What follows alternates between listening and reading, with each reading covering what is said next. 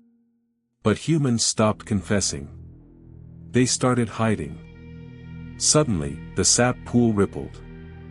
From it emerged the tree's heart, a creature made of bark, bone, and black water. No face. Only 1,000 eyes, each showing a different sin. We do not punish. We only reveal, it said. You punish, Layla said, stepping forward. You turn pain into punishment. Reflection into rot. The creature tilted its crown of branches. We are mirrors. Humans filled us with darkness. We merely gave it shape. Adil stepped beside her. No. You feed on shame. But shame dies when it's faced. He walked toward his reflection, toward the Adil who never helped anyone. I'm not him. But I could have been. I won't be again. Layla did the same. I miss my brother every day. And I hated him for leaving. But I won't let grief turn to poison. As they spoke, their reflections cracked, like glass under pressure. The creature screamed, not in rage, but in withering. Its bark peeled. The sap evaporated. And from the roots, light grew. Golden. Quiet. Forgiving. When they woke, it was dawn. The forest was silent, but peacefully so. Birds chirped. Wind whispered through leaves. The bark no longer reflected sin, only trees. Pure and simple. Hamza's body was never found. Nor was Hakim's. But the forest no longer took anyone again. Adil and Layla returned home, not untouched, but unburdened. And every spring, a tree bloomed in the center of the forest clearing. It bore no fruit, no flowers.